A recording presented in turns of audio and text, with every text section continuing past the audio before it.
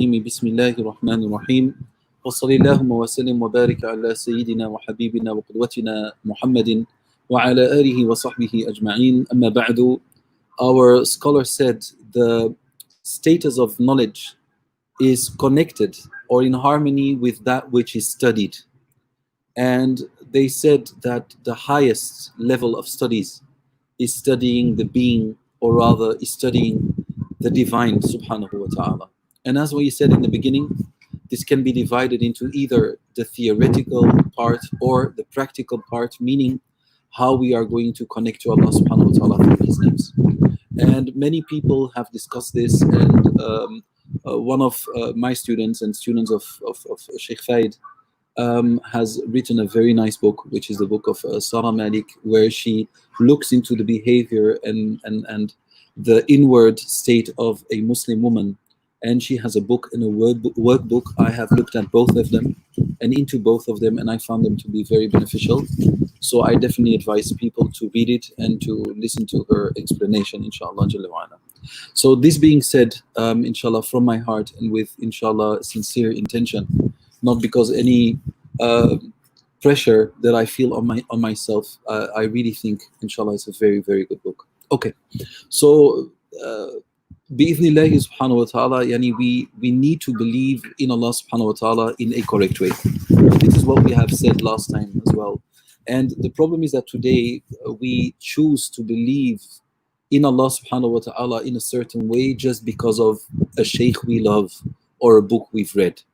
And our scholar said that taqleed is not permissible in aqidah. So we are not allowed to do taqleed. So it's not sufficient just to say, like, okay, I believe this, that, and that, without hearing an explanation or without doing research on what the supervision of the mashaykh.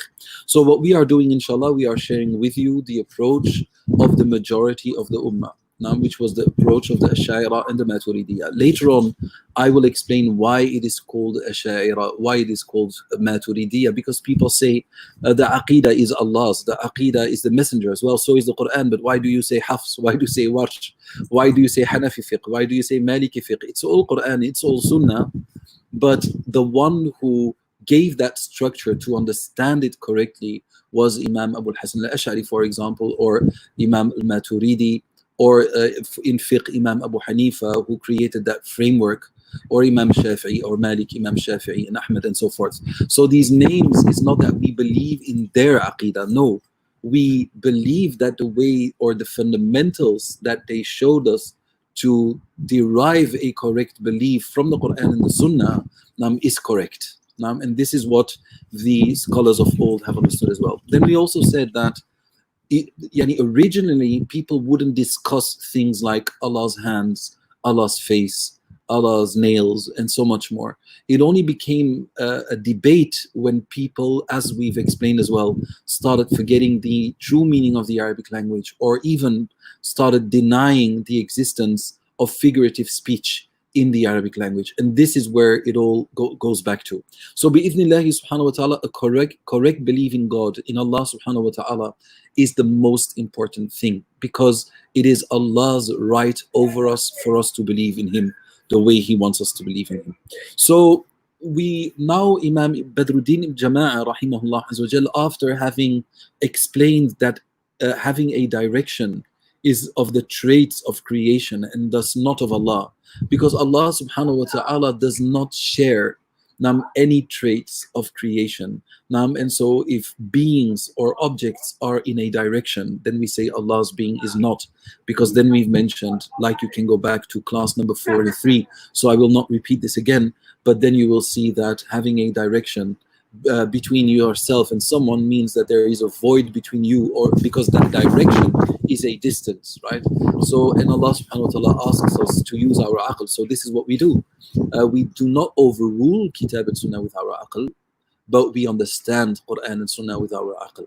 So Allah subhanahu wa ta'ala in very, very, or in many ayat, and our Prophet Muhammad sallallahu alayhi wa sallam in many hadith refer to the face. Now, what you need to know is the qa'idah that we will always be referring to, because Imam Badruddin ibn Jama'ah is doing the same thing. What is this qa'idah? It is one, the literal meaning of limbs cannot be meant, because otherwise Allah subhanahu wa ta'ala would be like his creation, even though that he would look different, but he would still share these limbs and attributes that creation have. So we don't only deny the resemblance, but we also deny the existence in a way that would be different from creation. Like, I see a swan floating by. The swan has a neck, I have a neck. Well, the neck is not the same, the construction is not the same. Her neck goes like this, it's longer, and so much more, and she can go all the way back, I can't.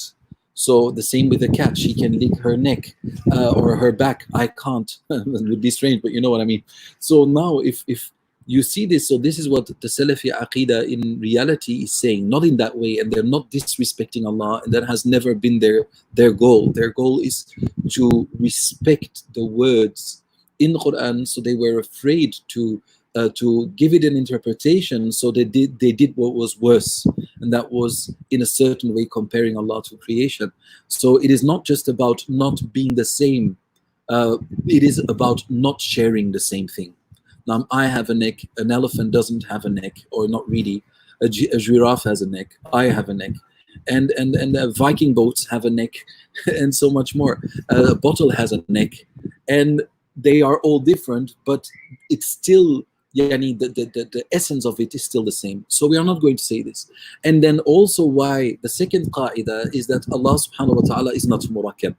Yani Allah Jalla wa ala is not compiled, he's not composed out of different things making him one. If we were to say that he has hands, and to say that he has a face, to say that he has feet, then we would say that these different components together make the are the divine being. And we say that in Tawheed there is Tawheedul Dhat, al-muttasil wal-munfasil, meaning al-muttasil, yani that the divine being is one, it is not composed, it's not constructed, it doesn't yani exist out of different things all making it one. That is the muttasil, but it's also yani tawheed al-munfasil li dhatihi, meaning, and there is no other being which is not composed. Which is not composed like Allah subhanahu wa ta'ala's being. So these are the two qawaid, or the qa'idatan, that Imam Badruddin Jama'ah, Ibn Jama'ah, is always referring to after every point he mentions. He mentions like the true meaning is impossible, and we have explained already why. And he says then, and above all this, yani the Tawheed according to Ahl Sunnah wal Jama'ah is that ذاته ليس بمركب, ذاته ليس مركبا, yani that his entity or his being is not constructed or composed, or does not exist out of different compartments, and so forth. So this being said, Imam Badruddin ibn Jama'ah says, or says what comes down to this, it is obvious that you don't want somebody's face. So that's the first thing. Like, we have a lot of ayat, as I've written them down here, where Allah subhanahu wa ta'ala says, yuriduna wajhahu, yani they want his face. So you don't want somebody's face. Like, I want Allah's face. So even the meaning, it doesn't make sense. If you say, I want his face. So we understand that you don't want his face because you can't have his face. Now, it is not something which can be given to you, and it doesn't make sense. Oh, in my worship, I just want his face. But we are not going to discriminate the different parts between brackets, yani, of which the divine being is composed. Because why are you saying that his face is more important than his hands? Why don't you want his hands? Why don't you want his feet? When you respect somebody, you kiss his feet. Why don't you want his feet? Why don't you want his nails or his fingers? Why don't you want his eyes? So the meaning already on its own shows you that this verse has not come to affirm, or rather to say that Allah has a face. So this is obvious. So it is obvious that you don't want somebody's face, unless, like amongst us human beings, you see someone more beautiful than you, and you say, I would like to have his or her face. This is the only way. So even here, it's figurative speech. It means I want her face, but that's impossible. They try to make movies back in the days in the 90s, with regards to changing faces, face of I don't know with whom it was, John Travolta and somebody else. So they try to swap faces that well. Now you don't mean that literally. So knowing that this is impossible, that to have Allah's face, it is clear that the verses referring to wanting Allah's face are not intended to state that Allah has a face. Does that make sense? The difference between aql and naql, Khayyam, is the aql is the mind, and the naql is that which has been narrated or revealed in the Quran, narrated from the Sunnah. So and now the naql and the aql. So the Mu'tazila, they would very often overrule the naql with their aql. They would say, but they wouldn't do this like, how can I say? They for example, they wouldn't look at the authenticity of a hadith. They would rather say the aql doesn't accept it. And the aql doesn't accept it. If our aql doesn't understand it, that's another thing. So if our aql doesn't understand something, then we do what the ulama of hadith do, for example, when they are not able to harmonize between two outwardly contradicting a hadith, and they are not able to define which hadith was first, which is the abrogator, which is the one being abrogated, meaning which one is coming to lift the ruling of the other. And there's no way to combine them. Then Ibn Qutayba in Ta'wil Mukhtalif al-Hadith, he says then there are two madhahib. If the naql, two hadith seem to be contradictory, which is never the case, because Ibn Qutayba says that whenever two hadith are sihah or hasan, they are the same strength of what in their narration. So you can't decide like this is a sahih hadith, this is a hasan hadith, so now it's clear I'm going with the sahih, or that one is from the ahad and this one is mutawatir, or that one is al-aziz and that one is al-gharib, or that one is mashhur, all different categories. So you're not able to do that. So he says now there are two madahib. Either the madhab they said natawaqafu fihi, we are just going to say that we don't know, or you have the ulama who say we are going to work with both of them in order for us not to reject one of the established sunnahs or narrations, authentic narrations of the Prophet ﷺ. And this is what Imam Abu Hanifa rahimahullah did with al-ma' al-mashkuk, with water which is doubtful, meaning water from which a donkey has drunk. Are you now allowed to use that water which is left, the su'r, in the vessel? So and then he says, well, we are going to do wudu and we are going to do tayammum. And the reason why is because there are two narrations where the Prophet ﷺ said that it is najis, that she's impure. But on the other hand, we have a hadith that the Prophet ﷺ mounted a monkey without a saddle or without a blanket over its back. And according to the fuqaha, the ruling of sweat is the ruling of saliva. So it's the same. It's the same ruling. So now he mounted the donkey and rode the donkey, and then he got off and prayed without changing his clothes. So this is why Imam Abu Hanifa says as well, and they're both strong. Both of narrations are as strong. So we are going to do tayammum, and we are going to do what? We are going to do wudu at the same time. So when we are going to look at that, we see that the naql is that the aql is there to understand, but not to undermine the naql. So we are going to use the aql, and what does that mean, using the aql? Does that mean like, oh, I don't think so? No. Using the aql means that the aql has been, how can I say, the aql has, I can say, three structures wherein it moves to approach the Quran and the Sunnah. Three structures which preserve the aql from going astray. And these are what I call the mathematical sciences. And this is usul al-fiqh on the one hand. We have usul al-fiqh, then we have ilm al-mantiq, rhetorics, and then we have the Arabic language, because Arabic is also, the aql is not going to understand Arabic without these qawa'id, without these fundamentals, which are nahu, which are grammar, morphology, and Arabic, the art of speech on the one hand, and usul al-fiqh on the other, and then mantiq, as well, sometimes to understand or to be sure that the way you are thinking or deriving thoughts or meanings from speech is correct or not. So we use the aql, but not outside of these frameworks.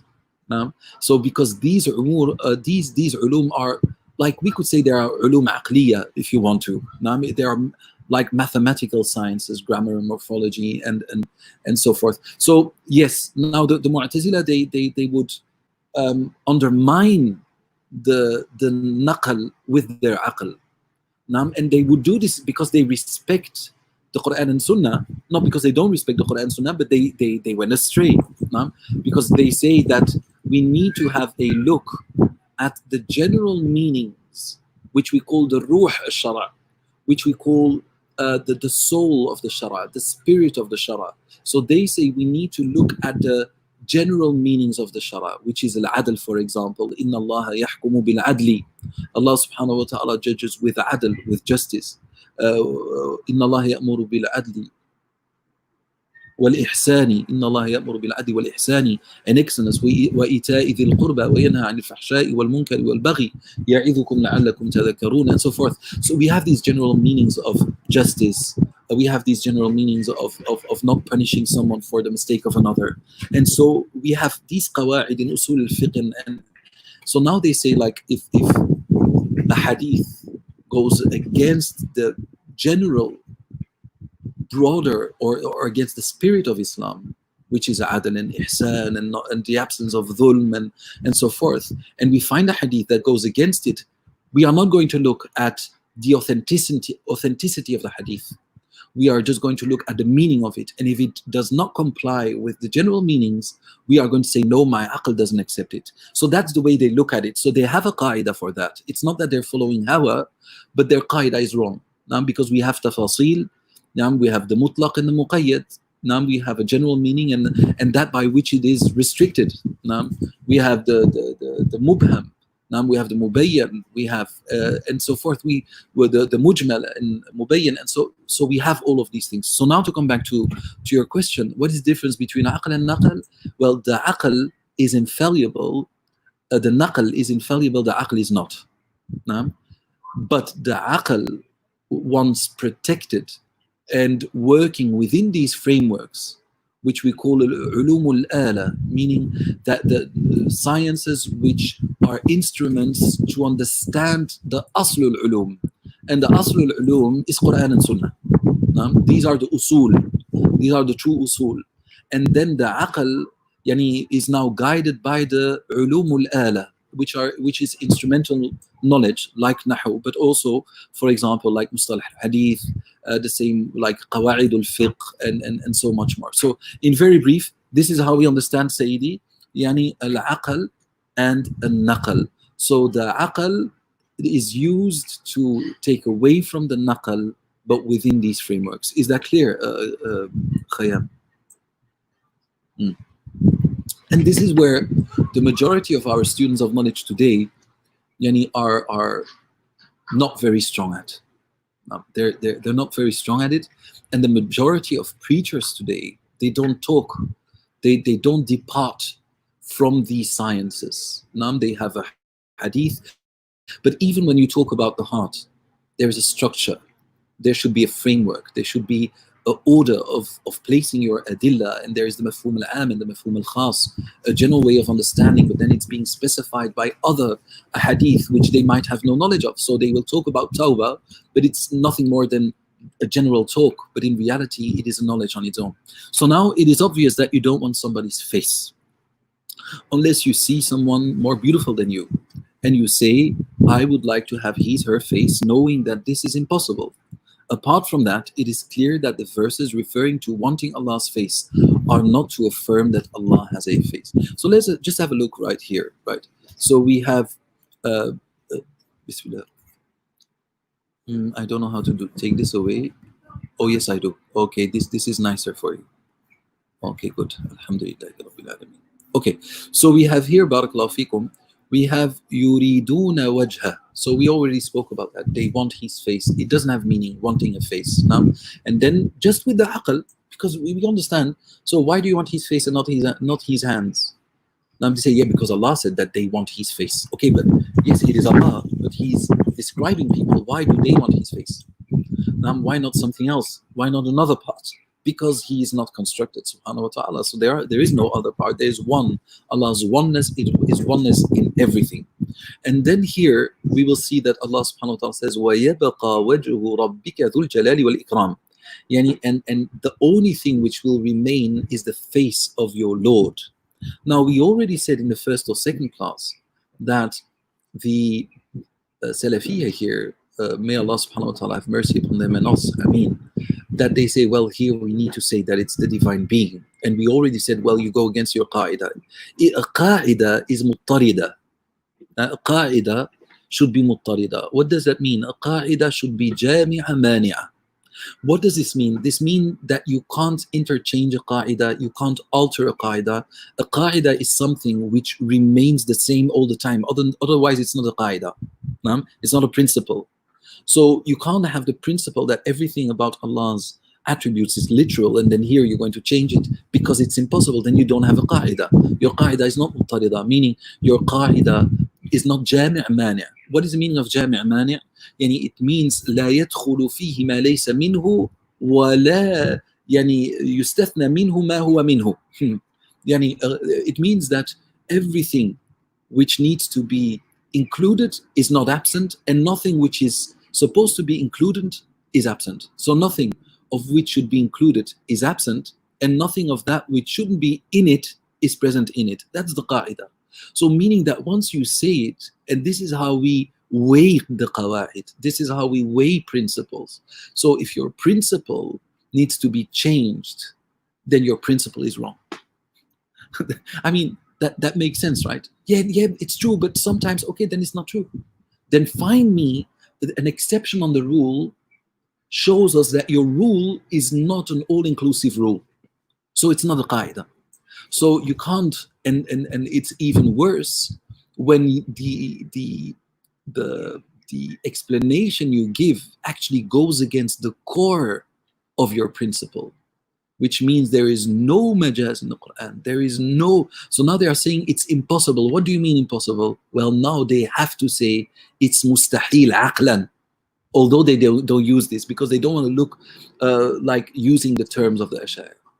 So here, it's mustahil aqlan. Yani from an intellectual point of view, a rational point of view, it is impossible to say that here it's just a face, because that would mean that everything disappears from Allah, his hands, his fingers, even his eyes, or maybe when they say face, they mean that the eyes are included, maybe. So his feet, his fingers, everything would then disappear, right?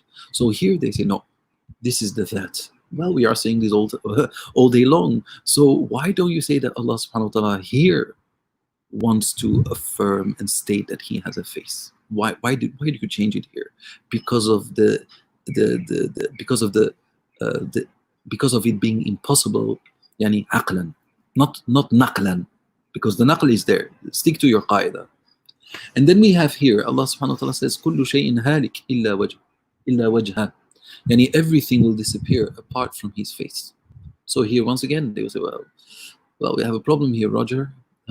So it is well, I don't think everything will disappear. So let us just say here, go against our qaida once again, and let us say like, okay, it's his being.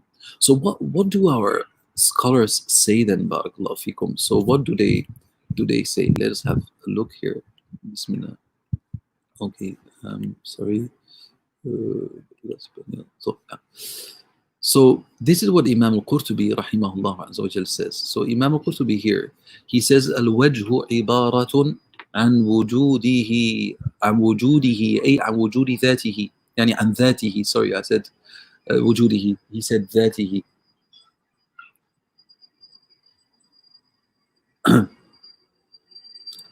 الوجه عبارة عن ذاته والشرف والكرم.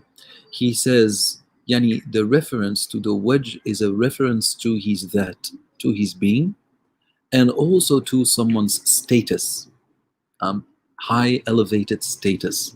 That's the wajh. Yani in Arabic we would say يعني جاء صاحب جاء وجه القوم. نعم. The face of the people has come. Well, the people is just يعني a name gathering individuals. So it's a collective thing, right? So the people said, the people didn't say anything. Someone amongst them said, and the others agreed. So now when you say جاء يعني وجه القوم, and the face of the people came, it means their spokesman or spokeswoman. That's وجه القوم, or أشرفهم. Or they mean the most honorable amongst them. So when you speak about wajhullah, it's referring, when you say وَيَبْقَى وَجْهُ رَبِّكَ, the status and honor of your Lord will remain and everything else will disappear. The honor of everything else and the value of it will disappear. This is when Allah subhanahu wa ta'ala says لِمَنِ الْمُلْكُ الْيَوْمِ, to whom belongs the dominion, in whose hands, under whose authority, and in whose hands, under whose authority and might and power is the dominion of the kingdom today. And then he will say, and he says, Lillahi al-wahid al-qahar, and it belongs to Allah, the one, the oppressor, the one who controls and has control over everything. So this is how we understand كل شيء هالك, everything will vanish and disappear إلا وجهه, apart from his honor and might subhanahu wa ta'ala. So the real meaning, as you see, barakallahu fikum, is impossible. So, and these are logical questions. Now the problem is when we speak to their Salafi brothers, may Allah subhanahu wa ta'ala reward them for their love for Allah subhanahu wa ta'ala and the Prophet sallallahu alaihi wasallam, ameen, and us. And I'm not saying this to be sarcastic or in order for them not to be able to say, oh, he's impolite, he's denigrating us. My goal is not to denigrate anybody. As I said at the very beginning, I found very pious people amongst the Salafiyah, and I found sometimes people who were not pious at all, who were Ash'ari, for example. So that doesn't define it, but we are talking about the principle of God Almighty. So for the rest, we love people of La ilaha illallah Muhammadun Rasulullah sallallahu alaihi wasallam. So now the answers we are going to give now, our brothers, they refute and say Aqidah is not about philosophy. Well, the thing is that you are philosophizing yourself. You are philosophizing yourself. When the moment you say bila kayf or bila I don't know what, bila tamthil, bila ta'til, وكل like Imam al-Hakami said وكل ما له من الصفات أثبتها في محكم الآيات أو صح فيما قاله الرسول فحقه التسليم والقبول نمرها صريحة كما أتت مع اعتقادنا لما له اقتضت من غير تحريف ولا تعطيل وغير تكييف ولا تمثيل بل قولنا قول أئمة الهدى طوبى لمن بهديهم قد اهتدى وسمي ذا نوع من التوحيد توحيد إثبات بلا ترتيل. So you see that they use words which we don't find in Quran and Sunnah. So they are also using terms. Not only that, they also have qawaid. Like one of the books which Muhammad bin Salih al-Uthaymeen wrote was Al-Qawa'id al-Muthla, where he writes down principles of how to believe in the sifat of Allah subhanahu wa ta'ala and how to believe in the names of Allah, in which you find very, very beneficial things without any doubt, but not all of them. As we disagree on many points or some points. So, but there is philosophy, like I already said. Like they say, it's a hand, but not a hand like ours, but a hand in a way which befits him. Okay, khalas, you're philosophizing, and we are not philosophizing. We're using the aql salim. This is not philosophy. So here, if his face remains, where will the rest go? That's a normal question. Oh, don't philosophize about me being just accept it. But you didn't just accept it. You didn't do tafweed. If we want to agree on something, let us agree on the people of tafweed then. Those who don't say anything. They don't even give an explanation to Yadullah, to Ainullah, and so forth. They remain silent. No. But from the moment you start speaking, well, then you are what? You are philosophizing. You're philosophizing. You're doing this. Ayyuha Salafi as well.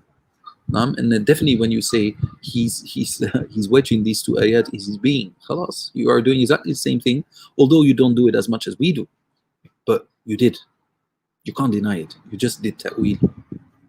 But but they say this is necessary. How necessary? From the aql or from the naql? From the aql. So we agree. So use it a bit more. Yani in what? In the sifat of Allah Jalla wa Ala, that these qawaid. So wherever you turn, there you find Allah's face. Okay. So now they say no, because we are not saying that Allah subhanahu wa ta'ala we don't believe in wahdatul wujud or wahdatul whatever. So I don't either, of course. So you say wherever I turn, there is Allah's face. So it doesn't make sense. So would that mean that Allah's face is all around the earth? No, it means you find Allah's reward. The Prophet ﷺ said, يعني إذا قام أحدكم يصلي فإن الله قبل وجهه. Yani when someone amongst you prays, then Allah is in front of him. Well, I'm praying like that, somebody else is praying like that. Somebody is making dua here, somebody is making dua there. So how do we understand this now? Well, it means that Allah subhanahu wa ta'ala is paying attention, or rather He's listening, He's answering, and He's with His servant. Now, because we already said last week that, the week before, we already mentioned that أَقْرَبُ مَا يَكُونُ الْعَبْدُ مِنْ رَبِّهِ وَهُوَ سَاجِدٌ. The closest that the servant is to Allah is when he is in sujood. Okay? And then we only feed you for the sake of Allah's face. That doesn't make sense if you are going to say that this is to affirm. So you see that all the verses which are about Allah's face, it always has to do with reward or with Allah subhanahu wa ta'ala blessing people or giving them something. So the context or the meaning becomes clear just by looking at the context wherein it's placed. Now, we only feed you for the sake of Allah's face. Okay, why not for the sake of His hands? It's all His being. It's all as honorable. So they don't give a reply to that question. Why? Well, because Allah says, no, it were the people who said. Because Allah is referring to what the people say. So we have the same thing with the one I created with my hands. I did it with my own hands. You did it yourself. Like, for example, sometimes it doesn't even refer to hands. No? For example, you insulted the director at school and then you get expelled. They kick you out of school. Then your mother tells you, you did it with your own hands. Does that mean was I insulting with my hands? I was maybe just being rude with my mouth. Or maybe I skipped school too many times. I didn't use my hands to skip school. I used my legs. So, but your mother will then say, well, son, you did it with your own hands. What are you going to say? No, that's not true. I did not insult the director with my hands. It was with my mouth. Why are you saying this, mother? Why are you lying? You understand that what she means. And that the Arabs used to say this as well. The one that I created on my own, myself, as one creator, because there are no other creators. That's the way that the Arabs used to speak. Why do you want to push the literal meaning through our throats when you even don't do this yourself whenever you speak?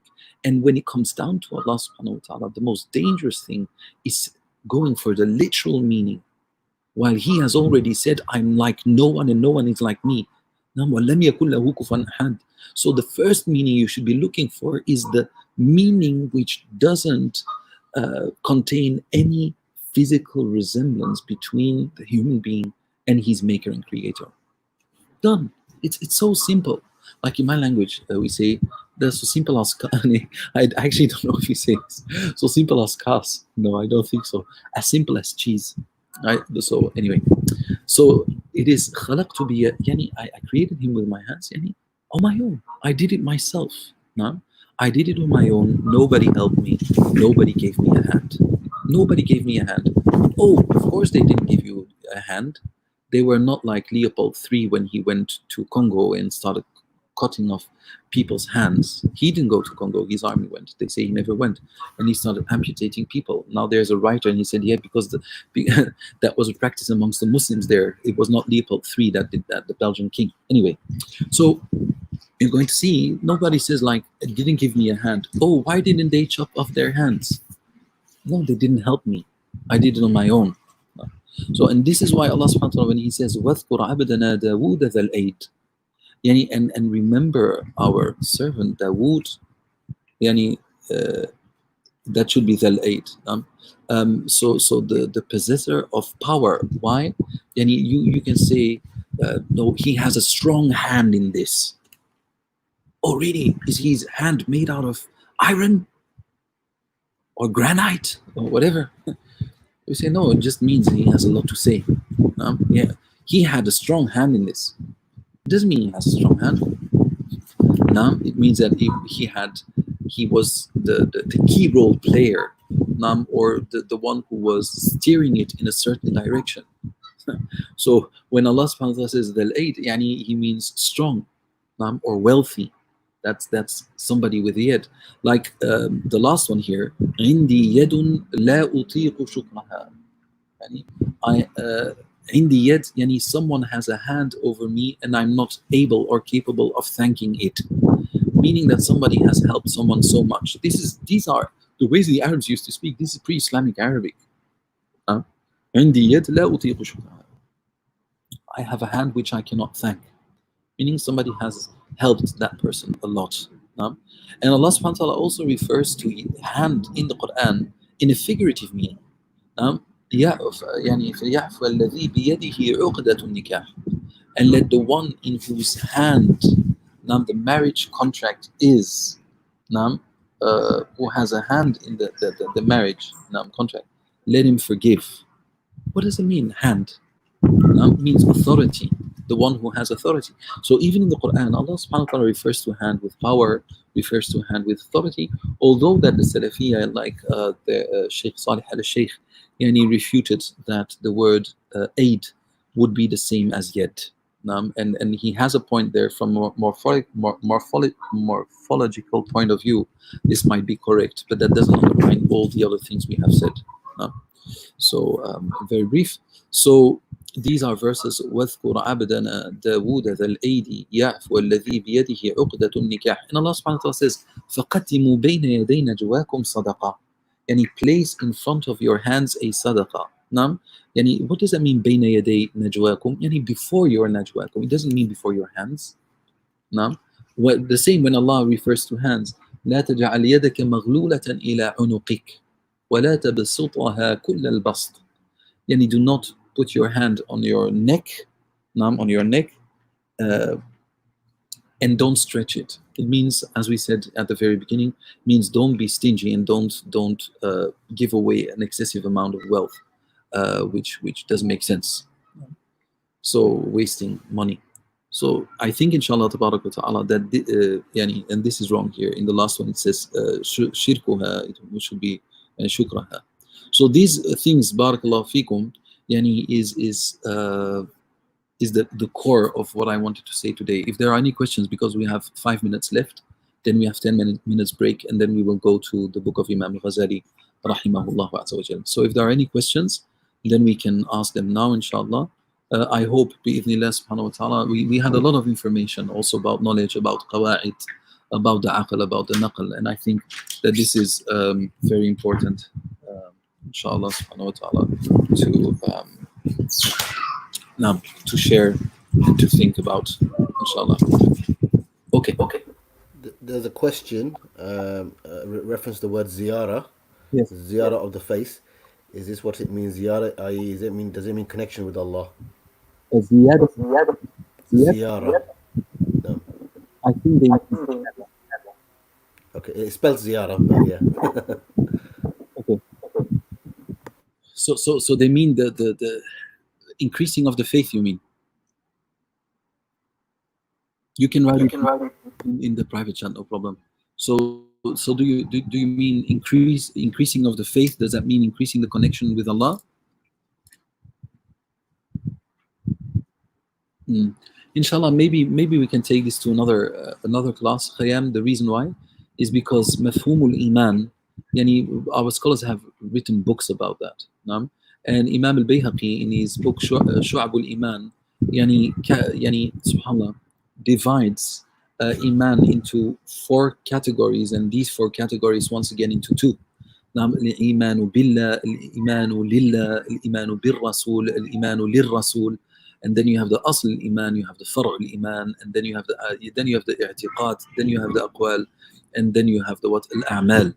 So iman also refers to deeds.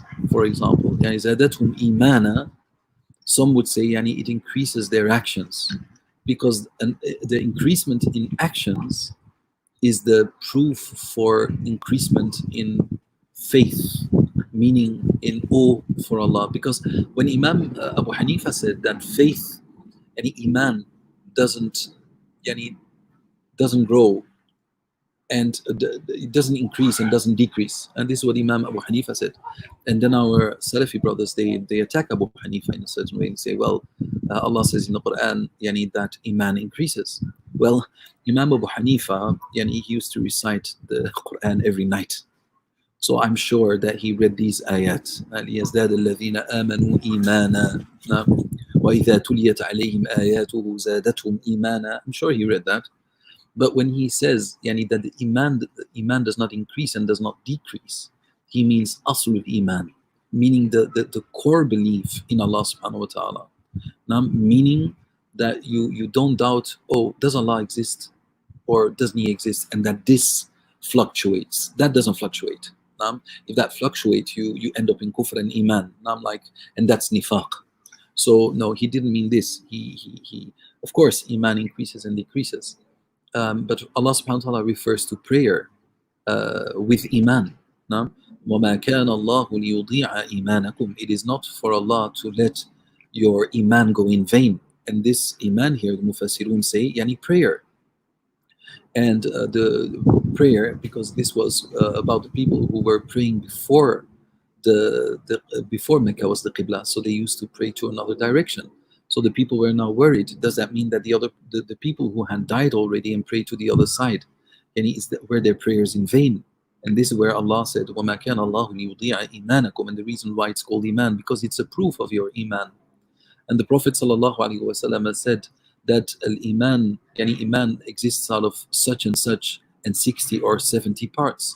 He said, أعلاها يعني كلمة لا إله إلا الله. The highest degree is saying La ilaha illallah. He said, وَأَدْنَاهَا إِمَاطَةُ الْأَذَى عَنِ الطَّرِيقِ. And the lowest part of iman is that you remove an obstacle, a dangerous or disturbing obstacle from the road, so that people would not hurt themselves. He said, وَالْحَيَاءُ شُعْبَةٌ مِنَ الْإِيمَانِ. And he said, and haya, timidity, yani to do haram and to behave bad, is a part of iman. So our scholar said the Prophet ﷺ gathered all the three dimensions of iman together, which was La ilaha illallah, which is a word of the tongue and a word of the heart, of course. And then the deeds, removing something from the road, and then a feeling, yani the heart, which is al-haya. And all of these three things, which are not the core of iman, but rather manifestations of iman, they increase and they decrease. So when we say your iman yani increases, then very often it refers to your actions, and actions can be inner and outward actions, meaning your trust in Allah, your hope and your awe and your fear and your love. All of that are actions, that are the actions of the qulub, but that's not the asl of iman. And this is where we go wrong. My iman is strong. What do you mean? Are you referring to your deeds, to your dhikr, to your feeling on the inside? Then you are referring to deeds. Then when you say iman, then you are actually saying deeds. Because your asl of iman, like Imam Abu Hanifa says, doesn't change. So this, inshallah, bi'ithnillahi subhanahu wa ta'ala, we will continue in 10 minutes, bi'ithnillah. We will start our next class. We will read together the words of Imam al-Ghazali. Wa sallallahu wa sallim wa barik ala sayyidina wa habibina Muhammad. وعلى آله وصحبه أجمعين وآخر دعوانا الحمد لله رب العالمين.